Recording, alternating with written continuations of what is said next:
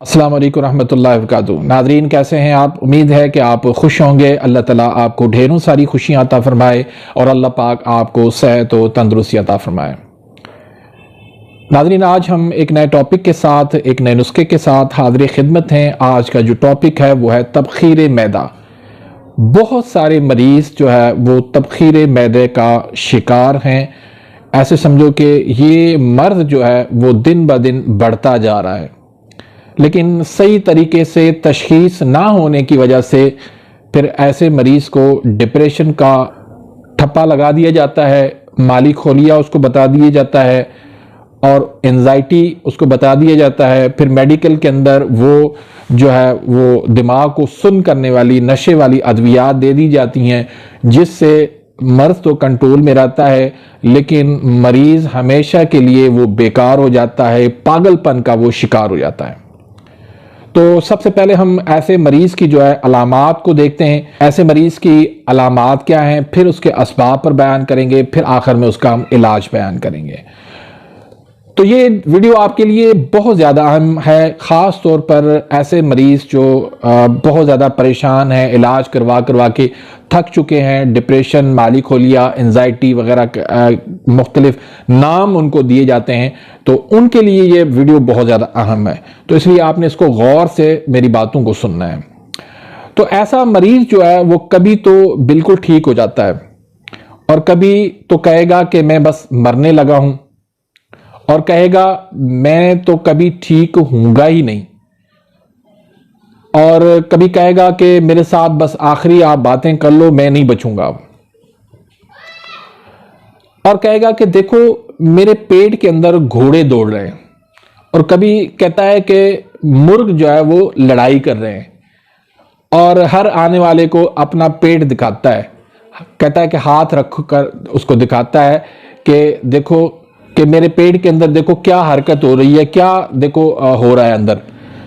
और पागलों की तरह वो बातें करता है, और इतनी बातें करता है कि अगला जो है उससे बेजार हो जाता है, और उसकी वजह से सारे घर वाले, दोस्त, यार सब परेशान हो जाते हैं। शुरू में तो इसको मामूली तकलीफ होती है, लेकिन फिर ये तकलीफ आहिस्ता आहिस्ता बढ़कर शिद्दत अख्तियार कर चुकी होती है, और बात पे वो डरता है। नींद उसको बिल्कुल नहीं आती, हर वक्त डकार आते हैं, गुस्सा बहुत ज़्यादा आता है, घबराहट होती है, बेचैनी होती है, दिमागी थकान होती है, भूख कम लगती है, नींद में डर जाता है और बड़बड़ाता है, शदीद कब्ज़ उसको होती है, पेशाब जो है वो सुर्ख स्याही माइल हो जाता है, मिकदार में उसको कम होता है। ये इसकी अलामात होती है। अब हम अगर असबाब की तरफ देखें तो अक्सर ऐसे मरीज जो है वो शुरू में नशा करते हैं, नशे के आदी हो जाते हैं, या फिर ये कि तेजाबी चीज़ों का वो बहुत ज़्यादा इस्तेमाल करते हैं, या फिर पेन किलर और एंटीबायोटिक का इस्तेमाल करते हैं, या फिर कोई गम या कोई ऐसा हादसा पेश आता है जिसकी वजह से उनके अंदर ये तबखीर मैदा की सूरत पैदा हो जाती है। तो ये नाज़रीन तहरीक जो है ना, इसकी ज़्यादातर उज़लाती आसाबी होती है, और कभी कभार जो है आसाबी उज़लाती भी ये तहरीक होती है। तो इसमें आपने मरीज़ की जो है ना ग़िज़ा का बहुत ज़्यादा ख्याल करना है। इसमें सबसे पहले तो आपने तेज़ाबी और आसाबी चीज़ें, यानी आसाबी और उज़लाती दोनों चीज़ें आपने इनकी बंद करनी है। उसमें आपने दूध, चावल और दलिया, गंदम की रोटी और पानी आपने बहुत कम मिकदार में देना है। तो ये चीज़ें आपने इसकी सबसे पहले बंद करनी है, और सारी जो है एसिड वाली उज़लाती चीज़ें भी इसकी बंद करनी है। और खाना 2 वक्त से ज़्यादा नहीं देना, पेट भर के नहीं खिलाना, और ज़्यादातर इसको भूख के अंदर रखें ताकि जो उसका मादा है तबखीर का वो खारिज होना शुरू हो जाए। और खाने के ऊपर कभी भी पानी ना दिए। खाने में जो आपने चीज़ें देनी है उनमें आपने खजूर, शहद, देसी मुर्गा, बकरे का गोश्त, बेसनी रोटी, कद्दू, तूरी, ये काली मिर्च में बना के आपने देना है। और कावा आपने देना है अजवाइन देसी और पुदीना का। तो इसमें जो नुस्खा आपने देना है, एक तो आपने तरियाके तबखीर का, इसमें दो चीज़ों का आपने ख्याल रखना है। अगर आसाबी उजलाती तहरीक है तो आपने तरियाके तबखीर और हब्बे साबिर का नुस्खा देना है, और अगर तहरीक उजलाती आसाबी है तो उसमें आपने तरियाके तबखीर के साथ मसल चार का नुस्खा देना है। तो तरियाके तबखीर का नुस्खा थोड़ा सा बनाना मुश्किल है, तो आम बंदा इसको बनाने की कोशिश ना करे, ये किसी हकीम से आप बना लें या आप मुझसे रब्ता करके मंगवा लीजिएगा।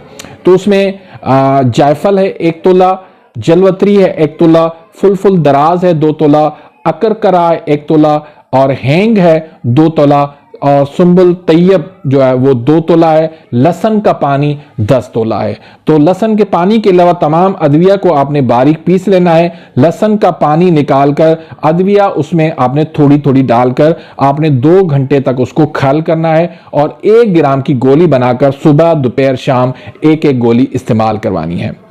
दूसरा जो नुस्खा मसल चार का है, उसमें आपने राई, अजवाइन, तेजपात तीनों जो है ना 4-4 तोला शामिल करना है, और गंधक आंवला सार आपने 12 तोला इसमें शामिल करना है, और मगज जमाल गोटा आपने इसमें 1 तोला शामिल करना है। इसमें पूरा आपने जमाल गोटा नहीं डालना, सिर्फ उसमें से अंदर से आपने मगज निकाल के उसका आपने 1 तोला शामिल करना है। तो इसके भी आपने नखूदी गोली बना लें या 500 mg के कैप्सूल भर के सुबह दोपहर शाम इस्तेमाल करवाएं। अल्लाह के फजल करम से सालों का मसला आसानी से हल हो जाता है। अगर जो मैंने अलामात बताई हैं वो हैं तबखीर मैदे की सूरत है, तो नाज़रीन ये आप इस्तेमाल करवाएं। अल्लाह के फजल करम से सालों का मसला दिनों के अंदर इंशाल्लाह आपका हल हो जाएगा। नाज़रीन मैं एक ऐलान करना चाहूँगा कि मैं लाहौर और रावलपिंडी का दौरा कर रहा हूँ, तो 6 जून को इंशाल्लाह लाहौर में बैठूँगा, उसकी एड्रेस स्क्रीन पे आ रही है, और 7 को मैं पिंडी बैठूँगा। तो जो भाई तशखीस के लिए आना चाहते हैं तो तशखीस करवा लें, उसके बाद अगर मेडिसिन लेना चाहें तो मेडिसिन भी उनको दे दी जाएगी। तो नाज़रीन इसी के साथ ही मैं इजाज़त चाहता हूँ, मिलते हैं इंशाल्लाह नेक्स्ट वीडियो में, तब तक इजाज़त, अल्लाह हाफिज़।